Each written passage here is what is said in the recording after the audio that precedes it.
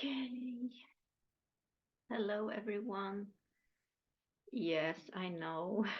I'm here with a new color on my head and I'm experimenting. Yes, I'm the crazy, colorful headed uh, one. And I'm okay with it now because I want to share with you another much bigger challenge of mine that I was faced these days and especially today personally. And it's about how not to condition our children into illnesses. Of course, we don't know. I am in the meantime I'm practicing forgiveness of myself as I'm talking. But so the story is about my dear little daughter who is already 27,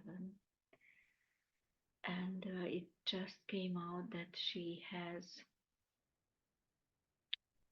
um, an autoimmune immune condition, something like or exactly that, chronic fatigue, and it's not yet diagnosed, but it looks very much like it. And as as we are all therapists in the family, we started by also by uncovering the reasons behind it, the root origin of the condition, and it's out already. It's here. So the root is that she developed a fear of letting herself be not well, letting herself be sick if her body is sick or tired or something or not well. I didn't even know about this at all until now that she had to hide because as it came out somewhere very deep inside, very deep in her subconscious, she had a fixation from the child, from her childhood, that if she's not well, then we don't love her. So it's a fucked up situation because now the key is for her to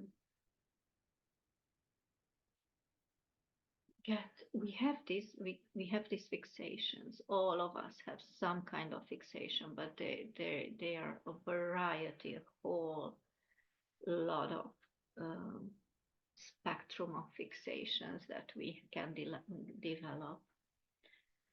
And all it's always the case that we have to face that biggest fear that is behind us hiding or avoiding, or you know. So now in her case she has to let herself, let her body not feel good and not run away anymore from feeling bad, from an emotion that is not pleasant, or from a, so she was running away from any negative emotion or feeling so much because of this fixation. It's not logical, it's subconscious. We were, I can say we were very loving, but there was a circumstance or something in her life, and I'm curious to dive even deeper into this with her and see what was the that event or circumstance that made her little mind conclude from self-defense and from the need of being loved. As we are very young children, we always seek for, we have this instinct of survival, which has this knowing and that if we are not loved, then we die, because we cannot care for ourselves, right, in the first period of our lives. So we we have this instinct of doing everything possible for the people around us to care for us and to love us. And this is how we get conditioned. This is conditioning, what we have to do, how I look around as a baby and I conclude with my little mind what I have to do and how I have to be, how I have to behave, and what to avoid in order for these people who are my parents, usually, to accept me and to love me and to care for me. And yes, this is still to be uncovered what was the exact circumstance. And we have a wonderful tool for this. So I'm quite confident that we will uncover this with this process, which is called the journey, the inner journey into our emotions and fears, and exploring them and seeing what is at the root, at the core of those emotions. So we are about to explore this, of course. But however, so now, as I was saying, she has to let herself feel not so good and face that situation. And she has to face that fear that she will be loved, she will still survive if she assumes that she is not well, despite her very deep fear. So, yeah, it's in general the same process of facing the worst fear we have, which is not even conscious. I had the fear of my father's tension that I could sense when I was a baby. He wasn't behaving wildly. I could just sense his tension. I had this fear of that anger and rage and tension that he was holding in himself, and I went on uh, with this fear, and I was like a perfect avoidant, a masterful avoidant of any conflict and avoidant of entering in a conflict or saying something, setting my boundaries. So yeah, many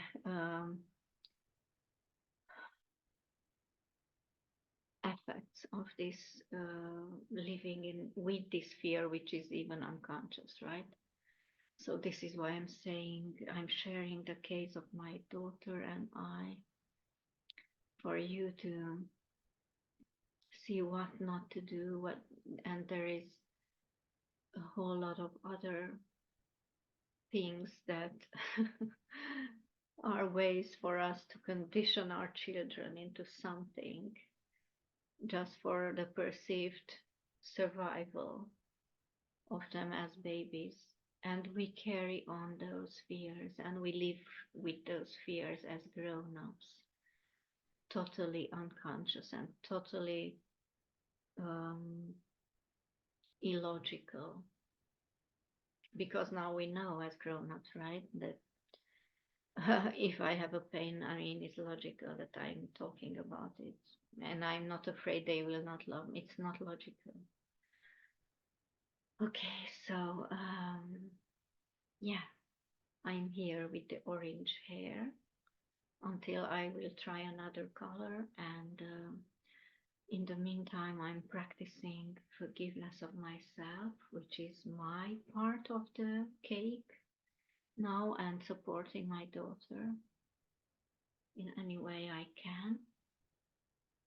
And yeah, forgiving myself for anything that I've done unconsciously to her, to hurting her.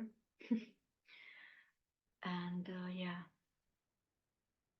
I know I have the complete trust, deep, deep trust in life and in her body and in our everybody's body and our, you know, life that is meant for us to